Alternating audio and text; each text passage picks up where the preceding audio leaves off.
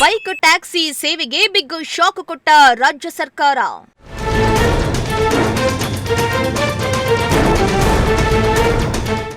High court ಆದೇಶ ಪ್ರಶ್ನಿಸಿ supreme court ಮೆಟ್ಟಿಲೇರಲು ನಿರ್ಧಾರ. ರಾಜ್ಯದಲ್ಲಿ ಬೈಕ್ ಟ್ಯಾಕ್ಸಿ ಸೇವೆ ಕುರಿತು ಮತ್ತೆ ಭಾರಿ ಚರ್ಚೆ ಶುರುವಾಗಿದೆ.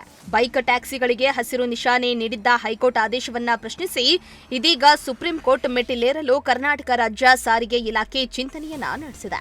ಈ ಸಂಬಂಧ ಸಾರಿಗೆ ಸಚಿವ ರಾಮಲಿಂಗಾರೆಡ್ಡಿ ಹಾಗೂ ಮುಖ್ಯಮಂತ್ರಿ ಸಿದ್ದರಾಮಯ್ಯ ಗ್ರೀನ್ ಸಿಗ್ನಲ್ ಅನ್ನ ನೀಡಿದ್ದಾರೆ ಎನ್ನಲಾಗಿದೆ.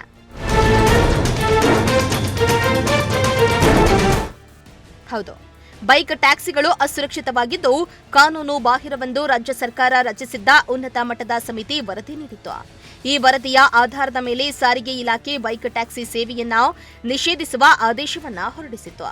ಇನ್ನು ಈ ಆದೇಶವನ್ನ ಪ್ರಶ್ನಿಸಿ ಓಲಾ, ಊಬರ್ ಸೇರಿ ಹಲವು ಕಂಪನಿಗಳು ನ್ಯಾಯಾಲಯದ ಮೊರೆ ಹೋಗಿದ್ವು. ಬಳಿಕ ಹೈಕೋರ್ಟ್ ಬೈಕ್ ಟ್ಯಾಕ್ಸಿ ಸಂಸ್ಥೆಗಳ ಮೇಲ್ಮನವಿಯನ್ನ ಪುರಸ್ಕರಿಸಿ ಬೈಕ್ಗಳನ್ನು ಸಾರಿಗೆ ವಾಹನಗಳನ್ನಾಗಿ ಬಳಸಬಹುದು ಎಂದು ಬೈಕ್ ಟ್ಯಾಕ್ಸಿ ಸೇವೆಗೆ ಅನುಮತಿಯನ್ನ ನೀಡಿತು.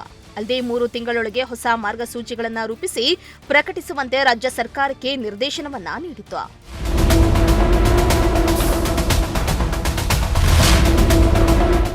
ಇನ್ನು ಕೇಂದ್ರ ಸರ್ಕಾರದ ಮಾರ್ಗಸೂಚಿಗಳ ಪ್ರಕಾರ ಯೆಲ್ಲೋ ಬೋರ್ಡ್ ಹೊಂದಿದ ಬೈಕ್ ಟ್ಯಾಕ್ಸಿಗಳಿಗೆ ಅವಕಾಶ ಕಲ್ಪಿಸುವ ಸೂಚನೆ ಕೂಡ ನೀಡಲಾಗಿತ್ತು.